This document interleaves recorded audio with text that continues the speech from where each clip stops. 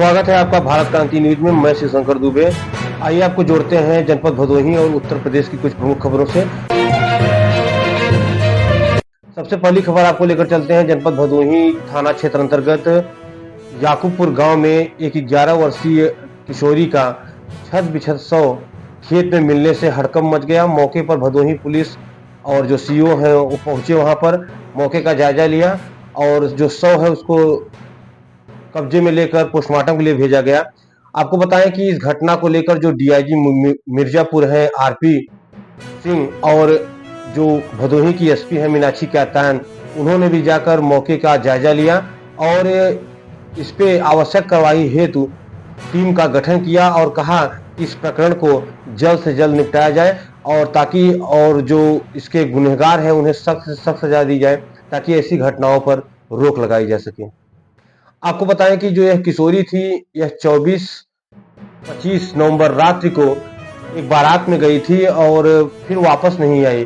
इसको लेकर परिजनों ने गुमशुदगी की रिपोर्ट दर्ज कराई और इस पे कार्रवाई की जा रही थी, लेकिन आज गांव के बाहर खेत में उस किशोरी का शव मिलने से हड़कंप मच गया। परिजनों का रो रो कर बुरा हाल है। अभी इस जो केस है इससे पर्दा नहीं उठा है।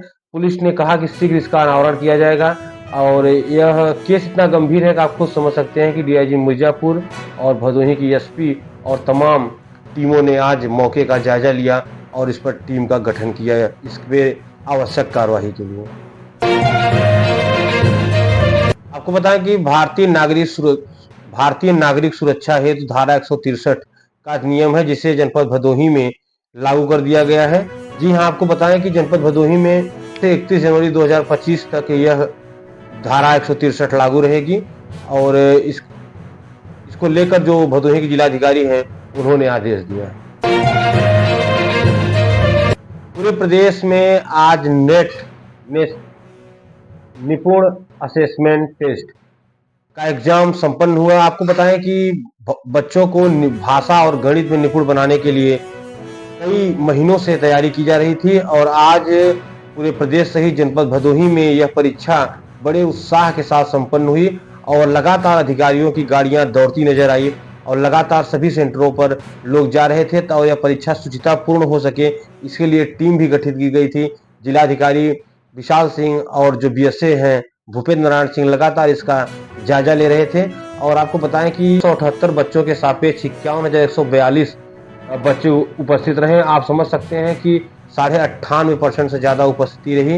इसको लेकर जिलाधिकारी महोदय ने बीएसए की तारीफ की और आपको बताएं कि जनपद भदोही के लिए एक विशेष खबर है शिक्षा विभाग में कि डीबीटी की बात करें, एमडीएम की बात करें या फिर जो अपलोडिंग है, फोटो अपलोडिंग, डिजिटल अटेंडेंस, इन सभी मामलों में भदोही पूरे प्रदेश में प्रथम स्थान पर आया है। इसको लेकर जो जिलाधिकारी हैं उन्होंने बीएसए की भूरी प्रशंसा की और पूरे शिक्षा विभाग को इसके लिए बधाई दिया। इसको लेकर जब बीएसए से पूछा गया भूपेंद्र नारायण सिंह से तो उन्होंने कहा कि यह पूरी मेहनत हमारे शिक्षकों की है और जो हमारा टीम है पूरी मेहनत पूरी ईमानदारी से सब लोग कार्य कर रहे हैं, इसलिए कई मामलों में भदोही देश में प्रथम स्थान आ सका और निपुण भारत में भी भदोही ने अपना एक विशेष प्रभाव दिखाया और भदोही में बच्चों की उपस्थिति अपने में एक ऐतिहासिक रही।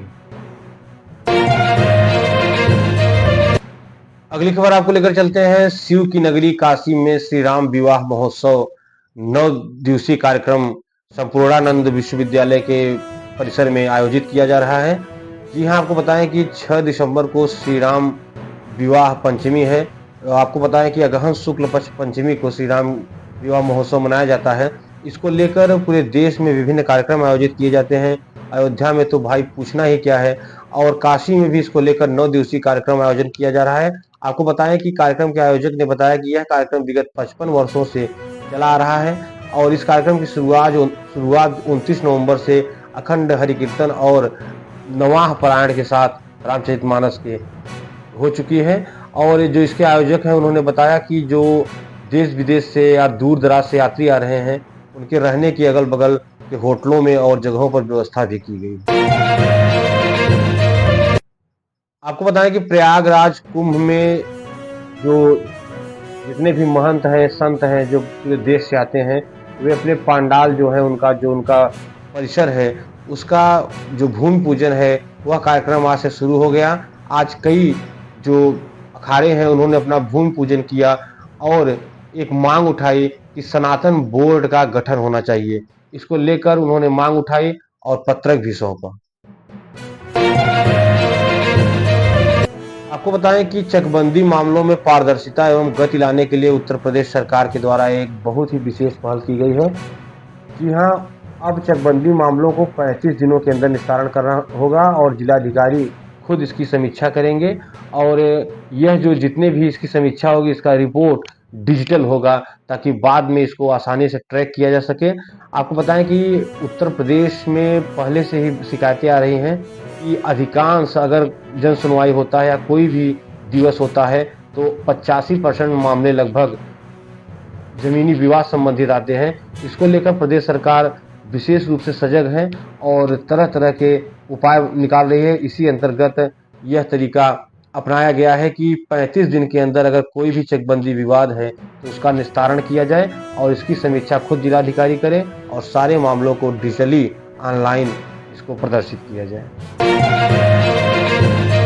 आपको लेकर चलते हैं वाराणसी की तरफ। आपको बताएं कि गंगोत्री से बीएसएफ की 16 महिलाओं की कैडेट्स गंगा पुनरुद्धार एवं महिला सशक्तिकरण को लेकर यात्रा करती हुई गंगा जी के माध्यम से आज जब नमो घाट वाराणसी पे पहुंची तो उनका भव्य स्वागत किया गया और उनके स्वागत में नृत्य एवं गायन भी किया गया और उन्होंने संदेश दिया कि गंगा इस देश की आत्मा है और लगभग परोक्ष अपरोक्ष 30 करोड़ लोगों को जीवन देती हैं, इसलिए इनका पुनरुद्धार बहुत ही आवश्यक है और गंगा एक माँ है और स्त्री भी एक माँ होती है, इसलिए महिलाओं का सशक्तिकरण भी अत्यंत आवश्यक है।